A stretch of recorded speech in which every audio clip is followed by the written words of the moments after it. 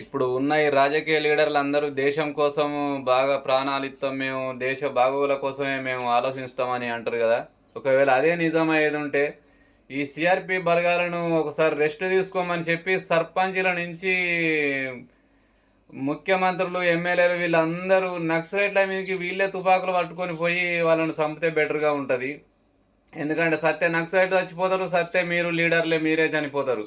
ఎవరు చనిపోయినా కూడా పీడ వదులుతుంది, వాళ్ళు చనిపోయినా పీడ వదులుతుంది, మీరు చనిపోయినా కూడా పీడ వదులుతుంది. ఎందుకంటే అనవసరంగా ఈ సిఆర్పి బలగాలను వాళ్ళ మీదకి ఉసిగొలిపి అటు వాళ్ళని చంపుతా సచ్చుడు, ఇటు వీళ్ళు చచ్చుడు కొంచెం ఇబ్బందిగా ఉన్నది. రాజకీయ లీడర్లు కొంచెం ఆలోచించుకోర్రి. మీరు ఎట్లాగో మా ప్రజల కోసం మీరు బాగా ఆలోచిస్తారు కదా. ప్రాపర్టీలు, ప్రజల ప్రాపర్టీలు కావచ్చు, ప్రజల ఆరోగ్యాలు, వాళ్ళ చదువులు, వాళ్ళ అన్ని బాగోగులు మీరు బాగా చూసుకుంటారు కాబట్టి మీరు ఇదొక్క రిస్క్ తీసుకోండి. సిఆర్పి బలగాలకు ఒక్కసారి రెస్ట్ ఇచ్చి మీరెవరు అదుని రాజకీయ లీడర్లారా మీరు పోయి వాళ్ళ మీద దాడి చేయరు, నక్సలైట్ల మీద. ఎందుకు మీకు శాత కదా, బగ్గ బలిసి ఉన్నారు కదా, మీరు కూడా కండలు తిరిగి ఉన్నారు ఒక్కొక్కరు. మీరు అందరూ ఓరి సర్పంచుల నుంచి మొదలు పెట్టుకుంటే కేంద్ర మంత్రుల దాకా మీరందరూ ప్రధాని కావచ్చు, ముఖ్యమంత్రులు కావచ్చు, అందరు రాష్ట్ర ముఖ్యమంత్రులు అందరు కలిసిపోయి వాళ్ళ మీద దాడి చేయర్రి.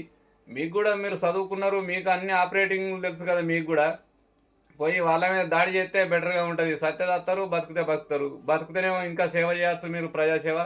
సత్య పీడ వదులుతుంది. ఓకేనా? కొంచెం ఆలోచించుండ్రి లీడర్లారా, ఎందుకైనా మంచిది ఇది.